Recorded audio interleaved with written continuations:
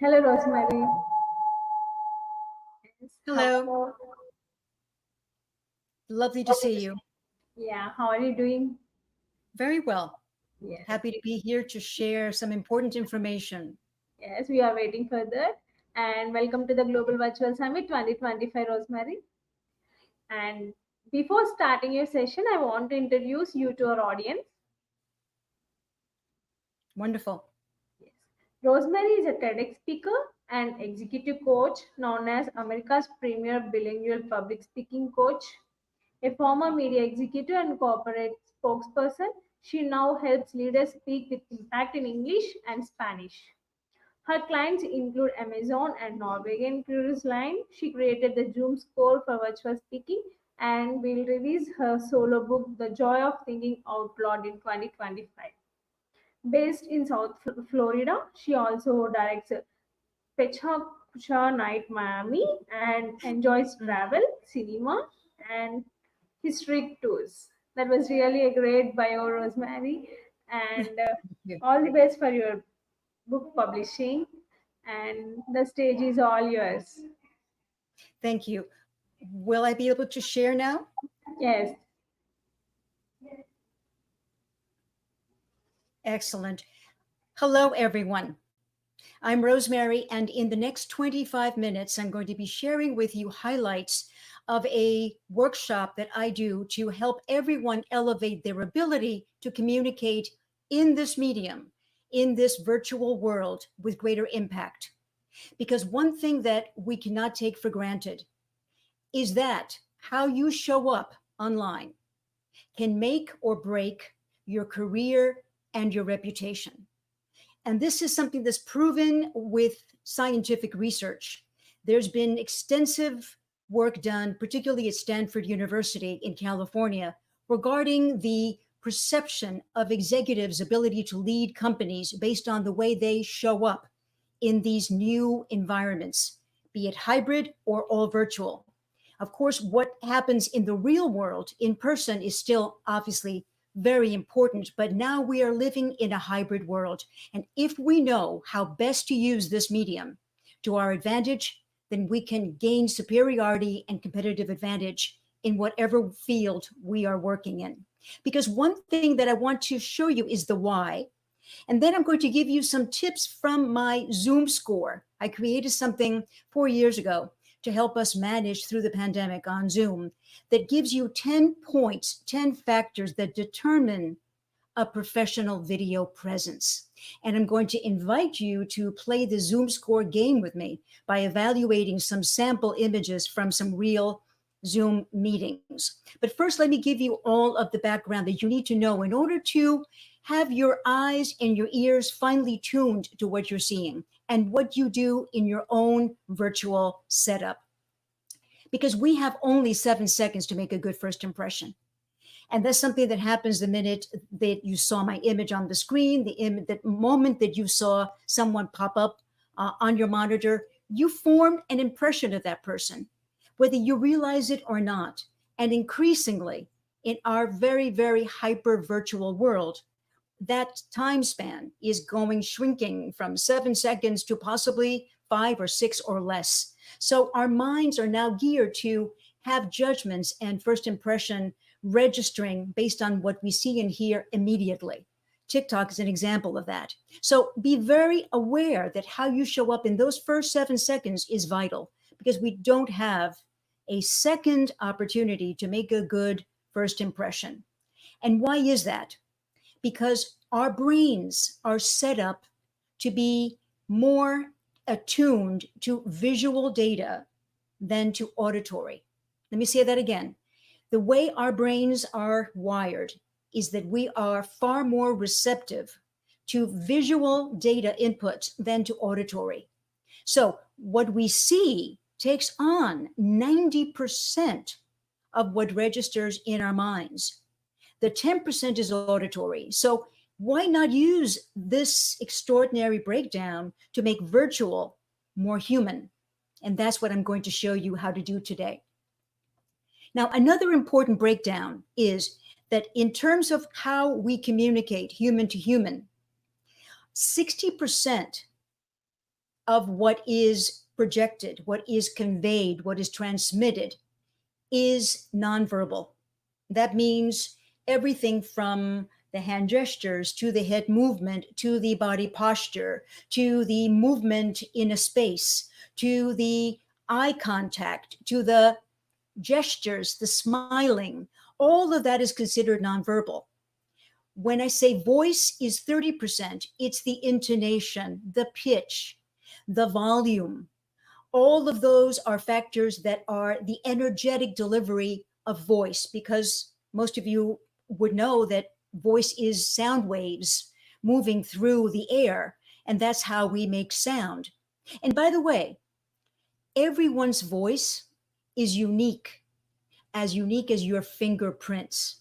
So if some of you are saying, oh, I don't like the sound of my voice, you need to get over it, because our voices are as unique, again, as our fingerprints, and we need to use that as a way of establishing our brand. To go back to the cake, the 10% of what is transmitted are the words. So if you look at that 90%, which is the visual, the nonverbal, and the energetic delivery, you see how important it is to have your impeccable presence very carefully thought out. Sometimes you don't realize it until you see it. And that's why the examples I'm going to give you are going to help you understand a little bit of what I mean by these visual and auditory components that comprise your virtual presence, or what I would call in my world, the Zoom score. So I broke it down into an acronym that helps you understand the components of that professional presence. The first one is what's assets. It means assets. So the first one is appearance, how you look, how you're groomed. I'm going to go into detail on each of these, but let me give you a top line. The first S is the staging. By that, I mean, what is behind you? Where are you seated? How are you seated? The other one is the styling. All the things around you, from decor, from the virtual background, or from the blurred background. All of this is the styling. What you choose to wear as well is part of the styling.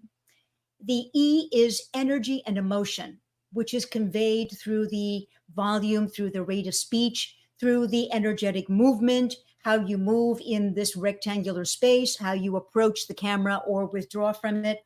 All of that is energetic delivery. And then the T stands for technology, because we need to understand how to use all of the keystrokes and all of the factors, all of the clicks and places we need to go in our apps to be able to optimize our efficiency when we sit in front of the camera to start a call or to participate in a call. Every platform is different, and we know that even Zoom has updates and things change. So you need to stay on top of the technology, which includes your choice of equipment that you use. You may need to upgrade in some cases. So let's take a look at appearance. So appearance this is a perfect example of someone who's taken great pride in the way he looks. He is giving you a sense of approachability, of being human, likable, touchable, even though we're only seeing him in one dimension. And so this is a very curated image of someone who's going to be starting an author lecture, but he wants to invite you into his world. And into his world means going into a place where there's books, where there's knowledge, where there is learning happening. So he has taken great steps to give you that impression that you're in his parlor or in his library. What you wear, the colors that you wear, the patterns that you wear, all have bearing. I chose navy blue today. I would not have chosen brown because it might then blend in with the background of the sofa and the bookcase next to me. So these are all good colors that are very transmittable. In other words, they show up well on the screen. And mind you, you don't know how people are seeing you, whether they're seeing you on a tablet, on a huge 24-inch monitor, or on a mobile device where you're very, very small. And you also don't know the quality of that transmission, of that connection. So sometimes if it's a pink, it may look white, or it may look gray. So wear bold colors that will hold up wherever someone is looking at you, at your image. Do not wear, however, these patterns. These are very distracting. They are disruptive to the way the camera transmits your image. They are what we call moire patterns, like the one here in the center, polka dots, very, very busy florals, zigzags. All of these tend to take on a life of their own when they show up on screen.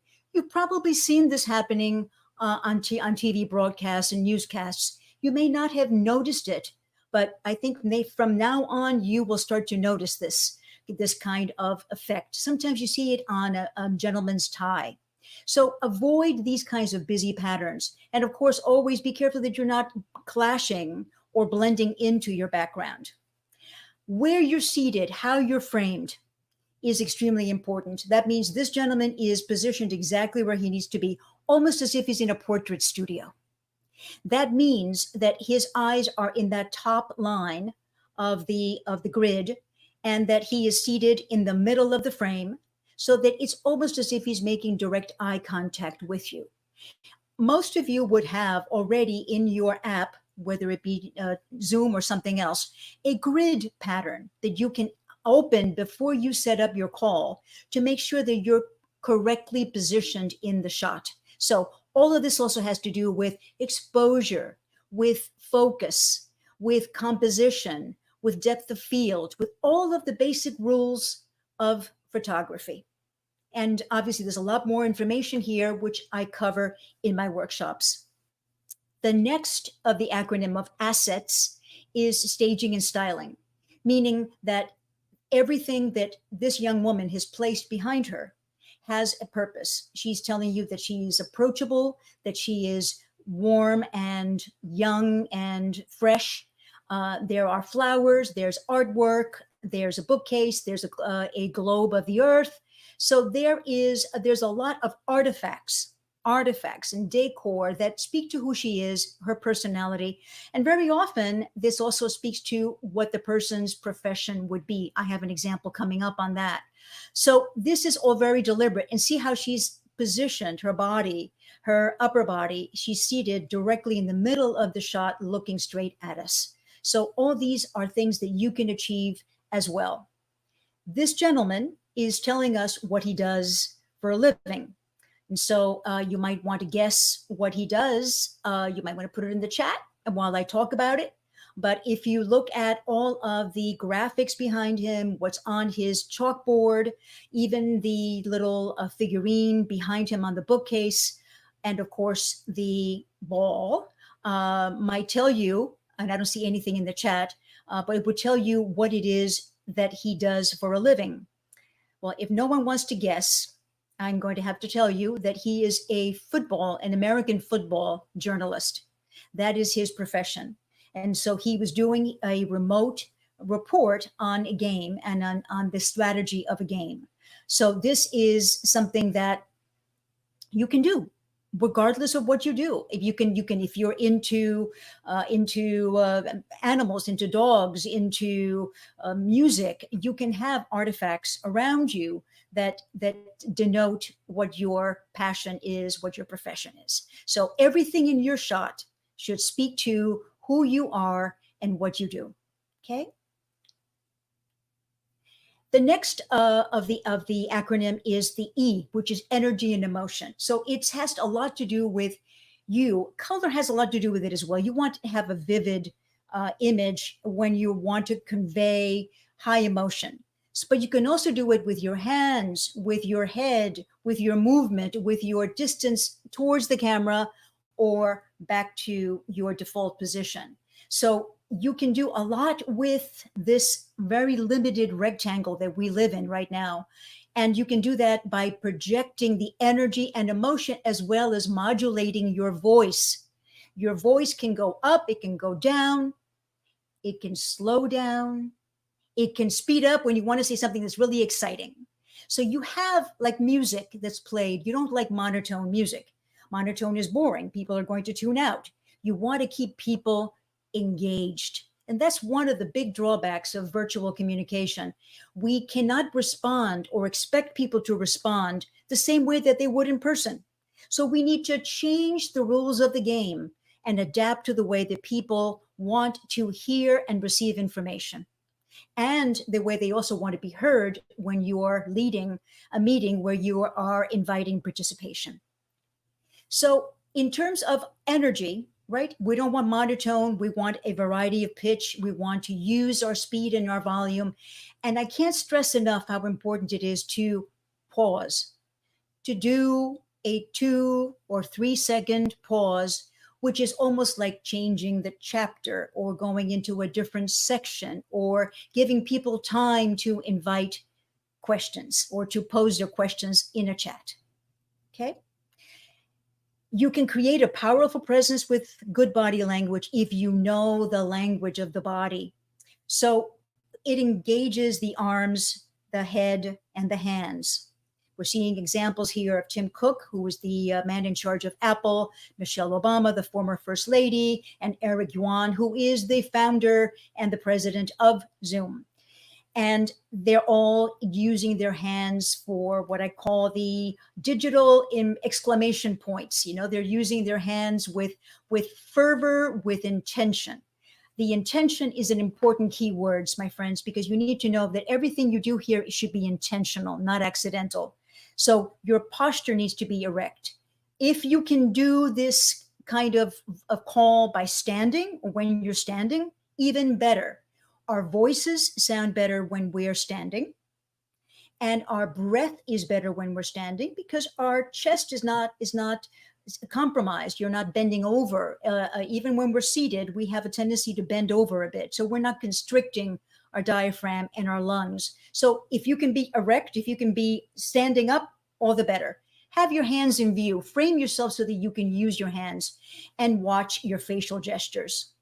These are just a small sampling of all the thousands of facial gestures that we make, either intentionally or subconsciously.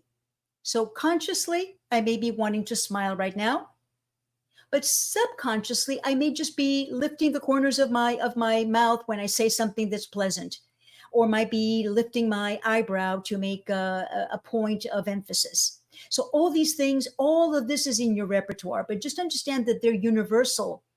Pretty much anywhere in the world or anywhere represented by the people participating in this call, there is understanding of what these gestures mean, with exception.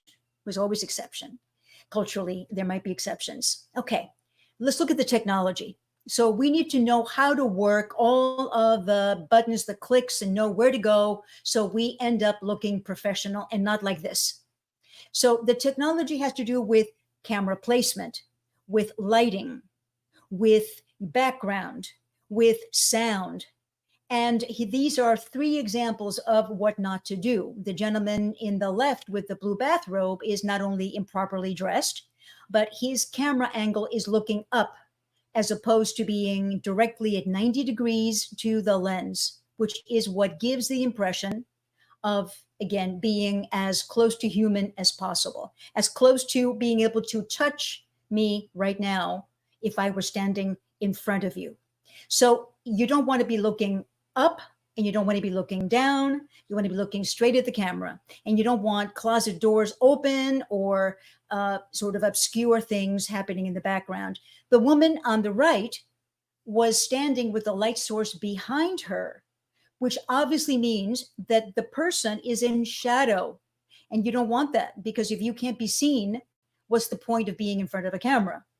So I'm sure that you have seen, and sometimes maybe you have done this as well without realizing, that you have the light source behind you instead of in front of you. But look at the difference. Look what happens when you turn around and you have the light in front of you.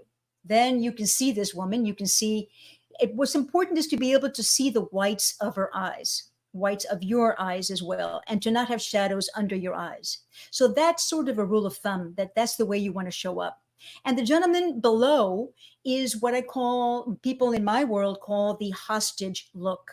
Hostage meaning that he's in poorly lit, poorly framed in this nondescript place that could be sort of a hostage location where he's making a video asking his family to send $1 million in order to release him.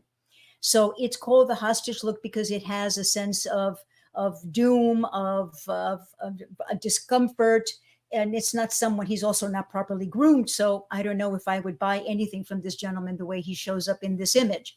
So again, all these things are within your control.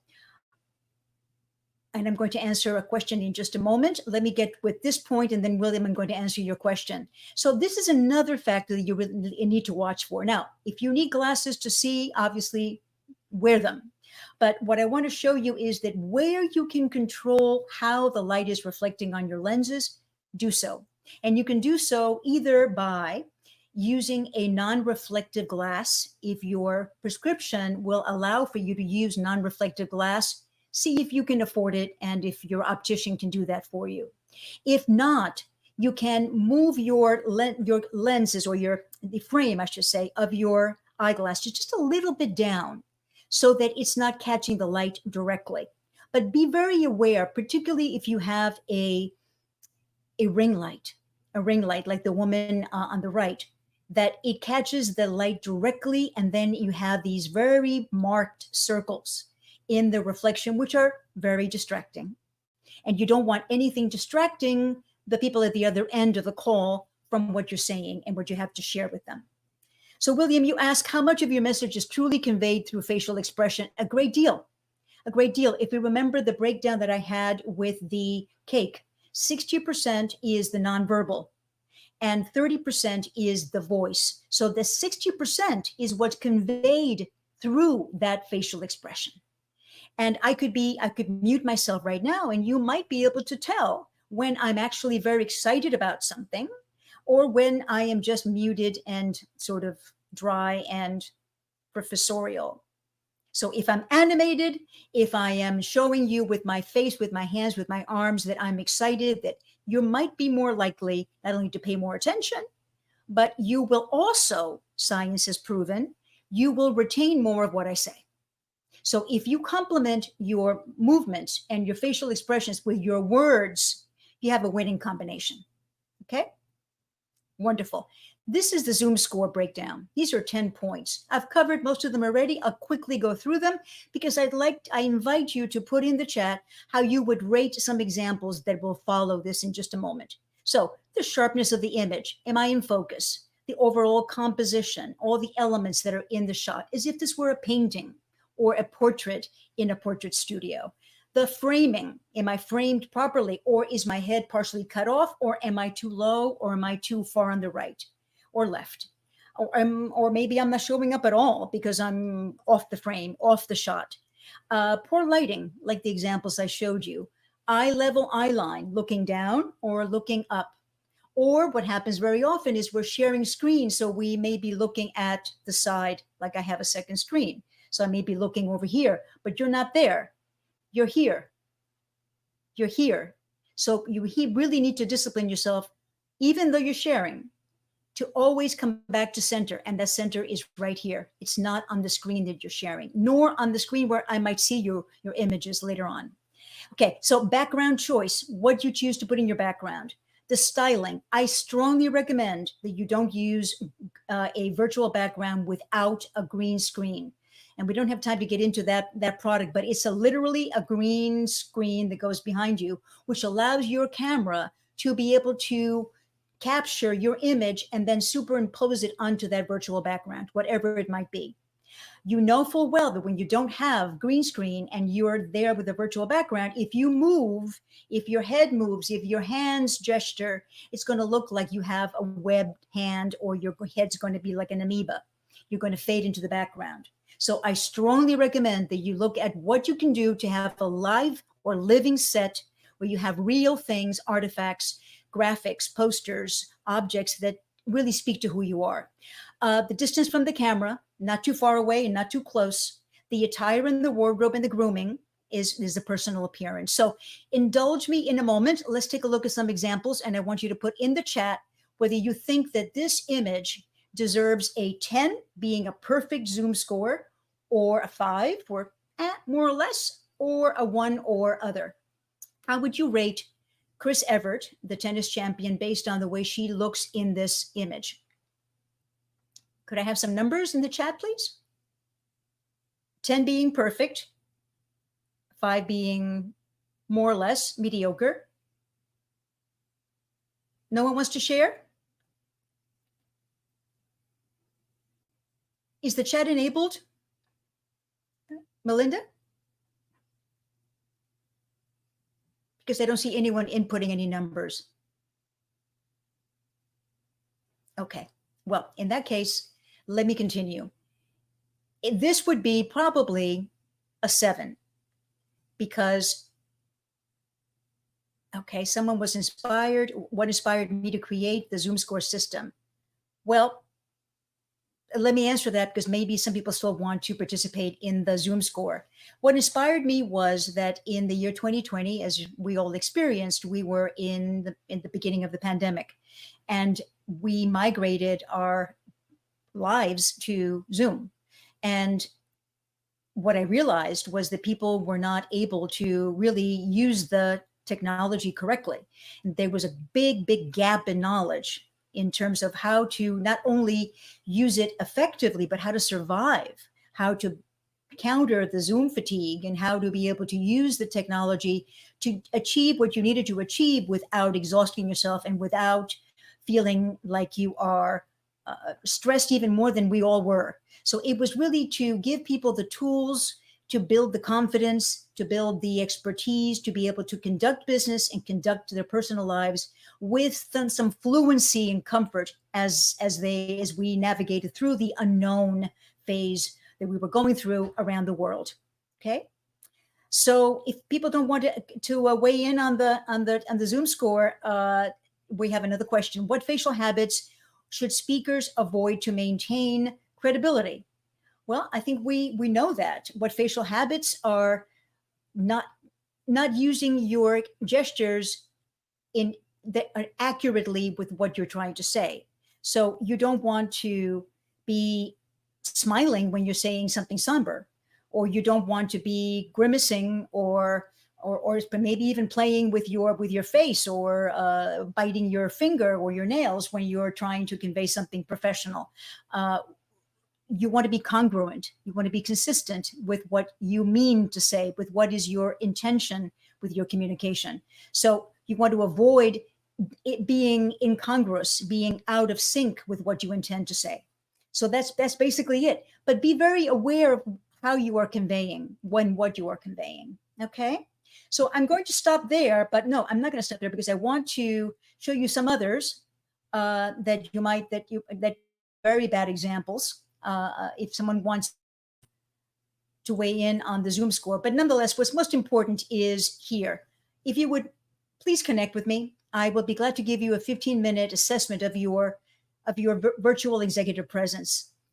You can scan this, make an appointment. I have an open calendar through the end of July and would be delighted to continue this conversation with you. I offer private coaching. I offer group workshops and corporate work at a very, very high level with the C-suite to help everyone excel every time they communicate. And I do work with people with heavy accents as well. So I invite you to continue to stay in touch with me and to send me any questions as well that were not covered during my time slot. I have one more question. What are the most common facial cues that leaders overlook? I think that we covered most of that. I think smile more. Smile more and smile genuinely. The smile is one of those universal gestures that really transcends language and culture and will help people recognize you as a living, warm human being, as opposed to just being an image on a screen. Okay. Are there any more thoughts or questions before we wrap? Yes, Rosemary, that was really an energetic talk. You have given a lot of information to our audience. And thank you so much for your valuable time, Rosemary. And we have more responses. We got more responses to your talk and more questions from our audience. Due to some this time constraint, we will post that to your email shortly, so you can Okay. respond there. Wonderful. Okay. Thank you so much. Thank you so much. Enjoy And the rest beyond of your day. thank you so much. And be on the backstage and please join the next session. Yes. Thank you. Bye-bye.